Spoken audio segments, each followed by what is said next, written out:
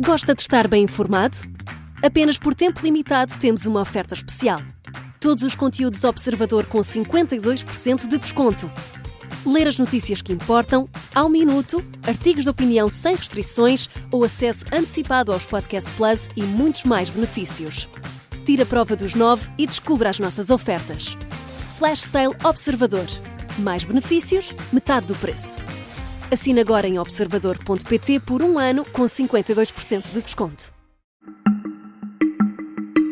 Esta é a história do dia da Rádio Observador. Trump vai acabar as guerras com um telefonema?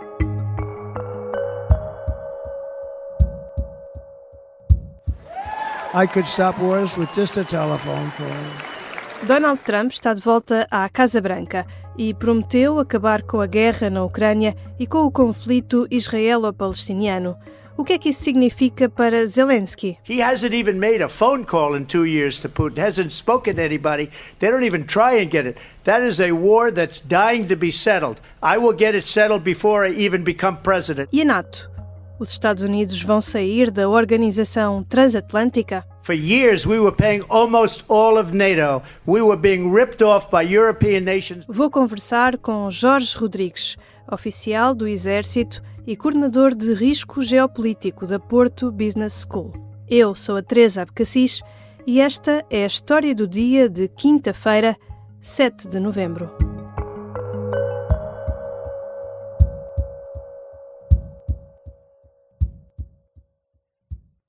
Bem-vindo, Jorge Rodrigues. Obrigado pelo convite mais uma vez, Teresa. Trump está de regresso à Casa Branca. O que é que podemos esperar nos próximos meses? Bem, em boa verdade, nós já tivemos uma primeira experiência com Donald Trump no primeiro mandato. De alguma forma, ele desenvolveu uma competição com a China, retirou-se das instituições internacionais e agora voltou a falar novamente numa agenda America First, que verdadeiramente parece querer levar um bocadinho mais além. Tendo agora legitimidade total, não há dúvida quanto a isso, a vitória é perfeitamente clara. Espera-se agora um ajuste das placas tectónicas, sendo com esse competidor global como a China, que procura nova ordem internacional, mas em boa verdade com aqui umas agravantes que eu considero particularmente relevantes. A primeira é o controle total do processo político, que lhe pode retirar os checks and balances, visto que tem o controle das duas câmaras do Congresso pelo menos por mais 2 anos.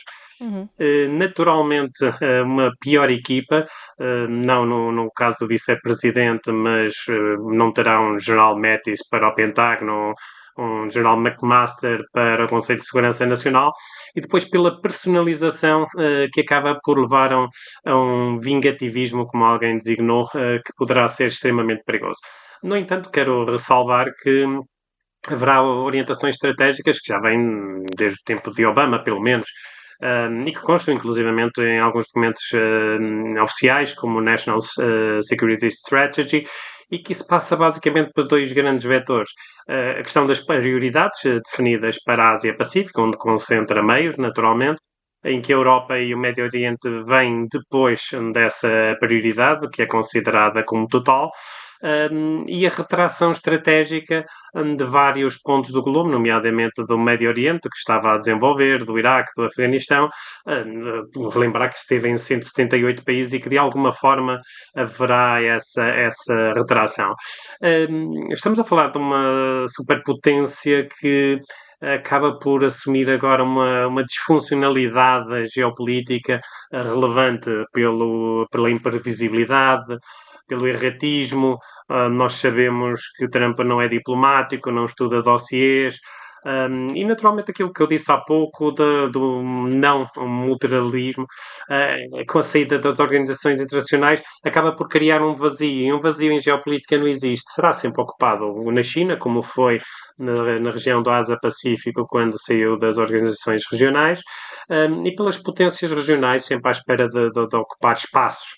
Em última análise, não haverá dúvidas que China será sempre a maior ameaça a nível global, mas também a Rússia manterá uma referência, embora como uma referência regional, como consta nos vários documentos. Olhando aqui para o continente europeu, A vitória de Donald Trump deve preocupar Volodymyr Zelensky?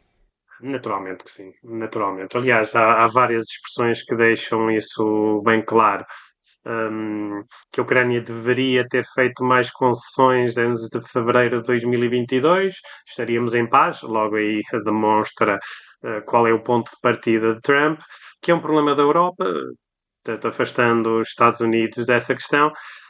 E, portanto, prevê-se que haverá realmente alterações. Aliás, Zelensky deixou bem claro, até na própria mensagem de apoio, em que foi dando parabéns e que falávamos de um Estados Unidos forte, etc. Mas, em boa verdade, apelou à esperança de se manter um apoio bipartidário. Tendo em conta que Trump domina tudo neste momento, e os republicanos, Trump e os republicanos, naturalmente, deixar o bipartidário demonstra alguma preocupação direta sobre a continuidade do apoio. E é aqui que está verdadeiramente a questão. Donald Trump disse várias vezes que é muito crítico do investimento norte-americano na Ucrânia, do apoio financeiro à guerra na Ucrânia. É exatamente isso que está em questão, é exatamente essa questão, visto que uma diminuição de apoio a Kiev iria asfixiar progressivamente, que a Europa não consegue compensar, sem os Estados Unidos, basicamente, e como diz o Kiel Institute, passaríamos de 59 mil milhões para 39 mil milhões de euros de apoio. É uma diferença substancial. Mas a verdade é que Trump, apesar de não se comprometer com mais apoio, não contrariou o apoio que a NATO referiu de 40 mil milhões para 2025, ou seja, é global, os Estados Unidos estão lá, têm uma fatia substancial, mas ainda não será definitiva esta decisão. Seja como for, é preocupante e no caso de Zelensky estaria muito preocupado com esta nova situação. Donald Trump disse até durante a campanha que iria resolver a guerra na Ucrânia ainda antes de tomar posse, o que está previsto para 20 de janeiro. Chegou mesmo a dizer que o faria apenas com um telefonema. E imediatista e sem paciência é Trump. Portanto, se não conseguir resolver no imediato e se os vários atores não estiverem alinhados com Trump, poderemos ter algumas questões que retirem a paciência e que de alguma forma façam alterar a estratégia de Trump para a região. Uma coisa é certa, parece-me que será um pouco mais difícil a utilização de armamento dos Estados Unidos em ataques ao território russo, e que, em boa verdade, a situação complexa em que se encontra a Ucrânia neste momento, seja a nível de recursos humanos, seja materiais, seja a situação na linha da frente com a Rússia com ganhos na região do Donbass, e seja mesmo a iniciativa e o grande esforço da Rússia em ocupar terreno neste momento para ganhar uma posição vantajosa, apesar de perdas inacreditáveis, isto de alguma forma poderá vir a forçar paulatinamente um acordo de paz, eventualmente mesmo com perdas de território nacional por parte da Ucrânia. Perguntei por Volodymyr Zelensky, mas também há um outro ator neste conflito. Trump gaba-se de ter uma boa relação com Putin. Putin, por seu lado, deverá estar contente com esta vitória? Sim e não.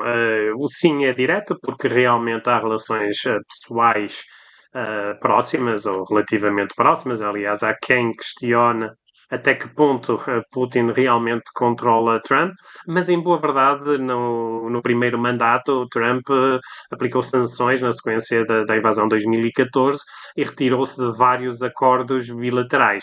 Portanto, em resumo, parecendo vantajoso para os interesses da Rússia, de facto, não será uma mudança decisiva e não é vista assim como por Moscovo.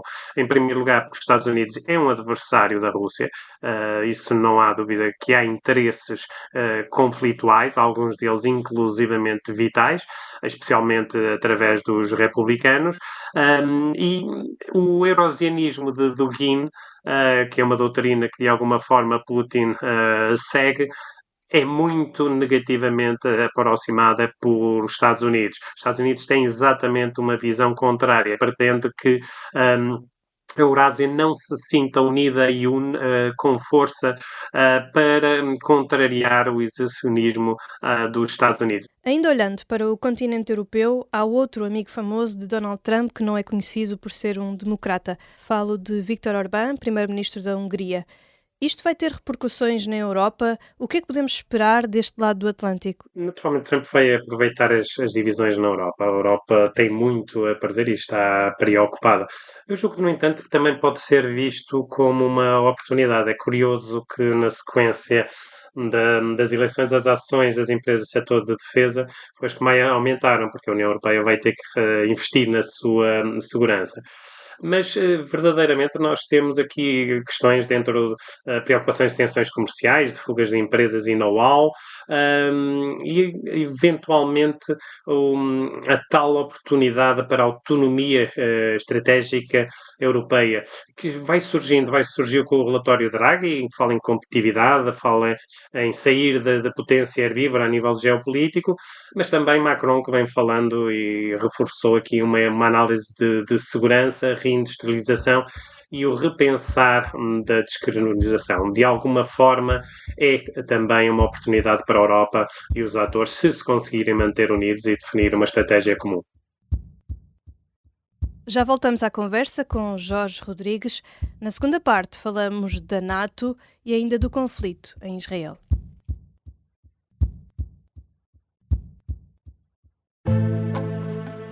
O sargento na cela 7. O homem na cela 7 escapou à morte por pouco. Piratinha do ar. Eu já disse que ele só tem 16 anos. Um espião no Kremlin. Esta é a história escondida de como Putin montou uma teia de poder e guerra. O encantador de ricos. Todos queriam estar com ele. Todos queriam ser vistos com ele. E todos queriam fazer negócios com ele. Operação Papagaio. Dão-lhe a entender que o melhor é que também fique calado. Matar o Papa. Crono não está só disposto a matar, também está disposto a morrer. Um rei na boca do inferno. A mansão da boca do inferno está cheia de espiões e informadores, por dentro e por fora. São histórias que fazem parte dos Podcast Plus do Observador. Pode ouvir no site do Observador, nas plataformas de podcast e no YouTube. Podcast Plus é mais do que um podcast. Estamos de regresso à conversa com Jorge Rodrigues, coordenador de risco geopolítico da Porto Business School. Olhamos agora para a NATO. Trump já se queixou muitas vezes que a Aliança Transatlântica vive às custas dos Estados Unidos. Os próximos anos vão ser mais complicados para a NATO?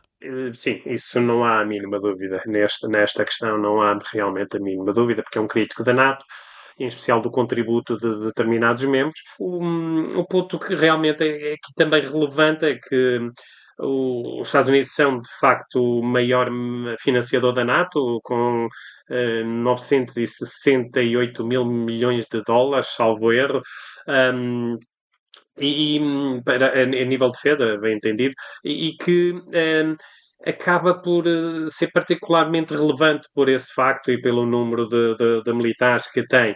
Mas, por outro lado, há uma tentativa pelos vários líderes europeus, e em especial por Mark Rutte, que é conhecido por Teflon Mark exatamente pela flexibilidade e capacidade de negociação política que tem caído bem a Trump, seja elogiando Trump desde cedo, deixando claro que Trump fez bem pressionar na Cimeira da NATO 2018 para que a Europa gaste mais em defesa. Já agora não foi verdade, mas permitiu que esse crédito fosse atribuído a Trump, o que deixou contente, naturalmente, e que criou um esforço ou melhor, ajudou a desenvolver um esforço para que haja uma componente de segurança europeia dentro da NATO. Isso poderá, de alguma forma, esse pilar de defesa, poderá, de alguma forma, apaziguar Washington de uma maneira geral e Trump de uma maneira particular, e evitar que haja essa saída. No entanto, espera-se um menor empenhamento que irá definitivamente ter consequências. Isso não há a mínima dúvida realmente, desde que, e é importante esse fator, os aliados também vão de encontro às preocupações de Trump, e nomeadamente não será exclusivamente a Rússia, mas também, e em especial, a questão da China e da competição na Ásia-Pacífico. Olhando para outra região do globo, para o Médio Oriente, há uma outra guerra que Trump prometeu acabar e que envolve outro amigo do próximo presidente dos Estados Unidos. Benjamin Netanyahu, o primeiro-ministro israelita, já disse que Trump é o melhor amigo que Israel alguma vez teve na Casa Branca. É assim? Estará perto disso, e o primeiro mandato assim demonstrou. Em primeiro lugar, reconheceu a capital em Jerusalém, mudou a embaixada para Jerusalém, esteve sempre próximo de Netanyahu, e Netanyahu referenciou inclusivamente agora o regresso de um grande político da história, é uma expressão forte. Portanto, de alguma forma compensou a estratégia de Netanyahu de manter o conflito até às eleições. Aproveitou inclusivamente agora, um pouco no meio do fumo, para demitir o Ministro da Defesa Nacional Gallant, que foi colocando em causa a estratégia de não acordo de paz para Gaza e ou melhor, a ausência de estratégia de longo termo para a resolução da questão. Portanto, foi eliminando mais um adversário para a sequência estratégica que pretende que se siga em Israel. Portanto, a retração estratégica que há pouco falava, que era uma intenção dos Estados Unidos, não poderia, de alguma forma, também pôr em causa esse aliado permanente de Israel.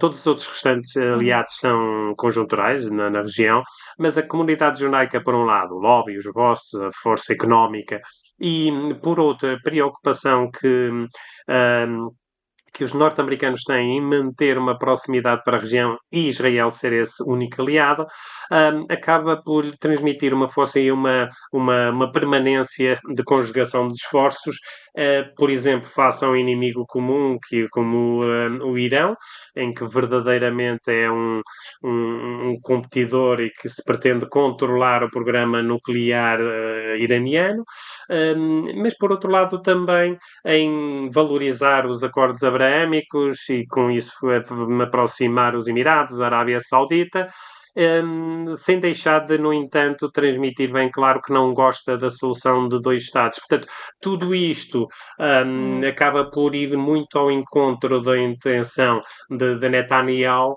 e criar aqui linhas de conjugação, de concordância, que lhe permitirá, e muito rapidamente, controlar as fontes energéticas da região, as carreiras de supply chain, o controle dos stroke points, como o Canal de Suez, o Hormuz ou Bab el-Mandeb, e, obviamente, evitar que haja uma afetação das rotas de comércio global, uma preocupação extraordinária para os Estados Unidos e, naturalmente, também para a nível global.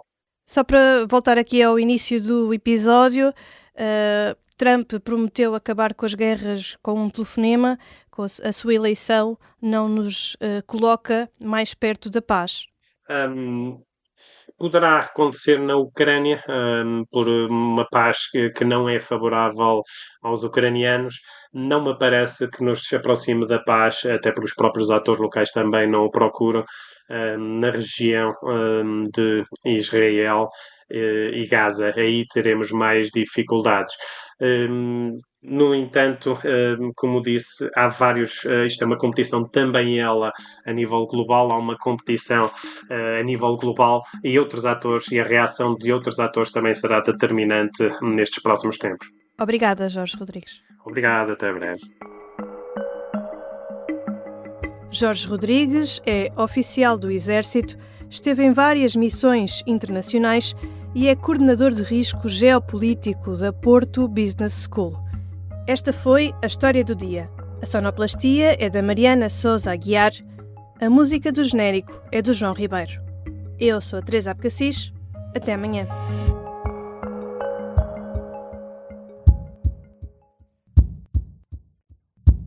Se gostar deste podcast, pode seguir, dar 5 estrelas e comentar o episódio na Apple Podcasts ou no Spotify. Pode também subscrever e gostar no YouTube. Assim recebe uma notificação sempre que houver um novo episódio.